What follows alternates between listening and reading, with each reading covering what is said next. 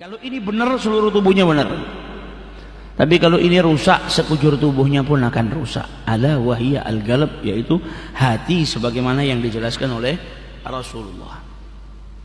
Jadi sahabat ini tanya, ya Rasulullah, amal apa yang paling dicintai oleh Allah? Maka kata Nabi Muhammad, as-salatu liwaqtiha, salat tepat pada waktunya, nyembah Allah seperti perintahnya dalam Al-Quran, wa'budullah wa la tusyriku bihi syai'a, sembahlah Allah, jangan kalian sekutukan Allah Subhanahu wa ta'ala. Thumma ay, kemudian apa yang dicintai sama Allah setelah sholat?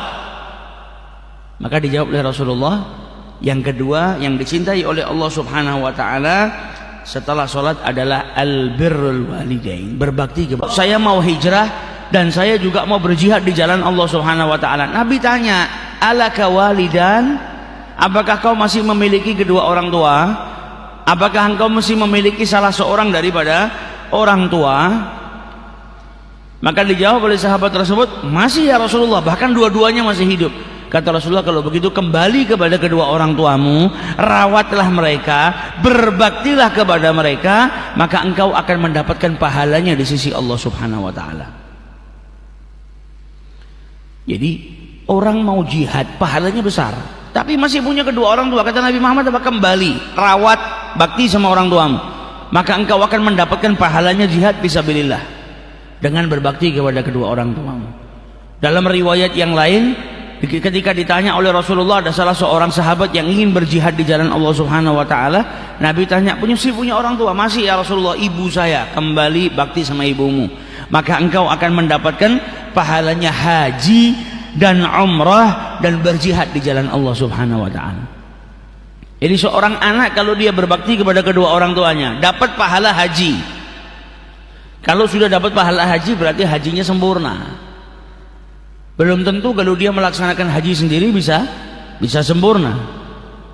Kata Rasulullah, kembali kepada ibumu, rawatlah, berbaktilah kepada ibumu, fa anta hajun wa mu'tamar wa mujahid, maka engkau seperti seseorang yang menunaikan ibadah haji dan juga berumrah dan juga berjihad di jalan Allah Subhanahu wa ta'ala. Nah, ini menunjukkan betapa besarnya amal berbakti kepada kedua orang tua.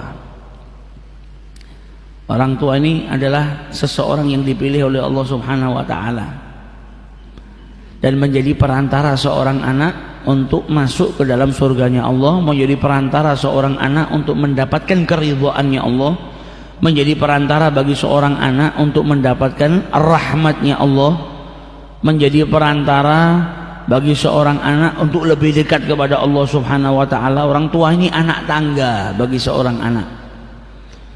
Oleh karena itu, berbakti kepada kedua orang tua mendatangkan kemuliaan yang besar, mendatangkan kemuliaan yang sangat besar, pahala yang sangat besar di sisi Allah Subhanahu wa ta'ala. Banyak sekali sebagaimana telah kita baca dalam pembahasan yang lalu, riwayat-riwayat sahabat yang mendatangi Rasulullah mau berjihad di jalan Allah. Nabi yang ditanya pertama kali sama Nabi Muhammad apa? Orang tua. Masih punya orang tua? Punya, kembali. Surga di bawah telapak kaki ibumu. Riwayat yang lain, surga di bawah telapak kaki kedua orang tuamu. Maka berbaik-baiklah kepada mereka, berbaktilah kepada mereka, niscaya engkau akan mendapatkan surganya Allah Subhanahu wa ta'ala. Itu bagian daripada keutamaan yang Allah berikan kepada anak-anak yang berbakti kepada kedua orang tuanya. Sehingga juga disebutkan di dalam hadis bahwasanya seseorang itu diharamkan dari rezekinya sehingga menjadi sempit. Ada orang kerja nggak kaya-kaya, rezekinya sempit luar biasa. Tak lain rezeki itu dipersempit oleh Allah Subhanahu wa ta'ala karena perbuatan maksiatnya. Kalau orang nggak berbuat maksiat, rezekinya akan dilapangkan oleh Allah. Tapi ketika seseorang berbuat maksiat, rezekinya akan disempitkan oleh Allah Subhanahu wa ta'ala. Sempitnya rezeki karena apa? Karena perbuatan maksiat. Berbakti kepada kedua orang tua adalah ketaatan, tapi berdurhaka kepada kedua orang tua itu adalah perbuatan maksiat, bahkan maksiat yang besar, yang juga menyebabkan rezeki seseorang itu dipersempit oleh Allah Subhanahu wa ta'ala.